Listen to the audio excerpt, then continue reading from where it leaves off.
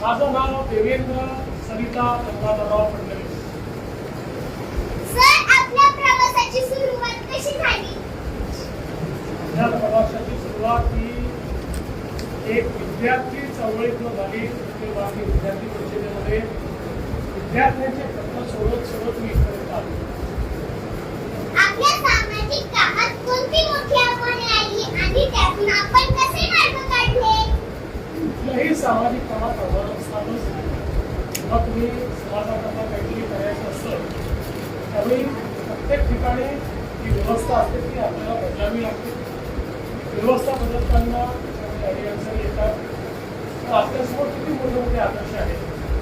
छत्रपती शिवाजी महाराजांचा आदर्श आहे. त्यांनी स्वराज्याची स्थापना केली. त्यांना स्वराज्याची स्थापना करताना मुलांची लढावं लागलं, काही प्रमाणात सोटियाची लढावं लागलं. पण त्यांनी त्या आव्हानांचा सामना करून व्यवस्था उभी केली. आपल्यासमोर भारतरत्न डॉक्टर बाबासाहेब आंबेडकरांचा आदर्श आहे की ज्यांनी व्यवस्थेच्या विरुद्ध इतकी मोठी लढाई उभी केली आणि मानवतेचा धर्म हा आपल्याला शिकवला आणि समतेचं राज्य हे संविधानावर तयार केलं. त्यामुळे त्यावेळी त्याच्याशी संघर्ष करावा लागतो. पण चांगलं काम जर आपण केलं तर चांगल्या कामामध्ये आपण यशस्वीच होतो आणि अयशस्वी होतो. ओके, आपल्या कारकिर्दीतला असा कोणता अनुभव आहे जो आजही लक्षात आहे आणि प्रेरणा देतो? असे खूप अनुभव आहे पण आजचा अनुभव जास्त लक्षात राहील. तू देते तुला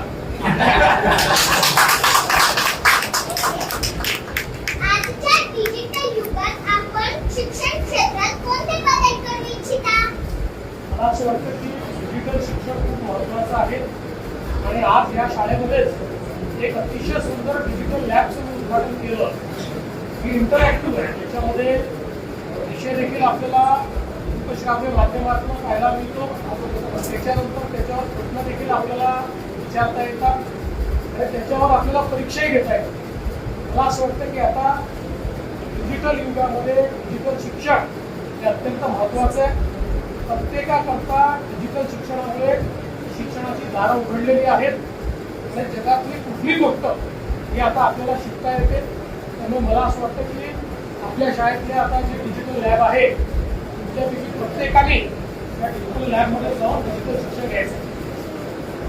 थँक्यू सर, तुमचा मौल्यवान वेळ दिल्याबद्दल खूप खूप थँक्यू. धन्यवाद. थँक्यू. तुला मौल्यवान वेळ दिल्याबद्दल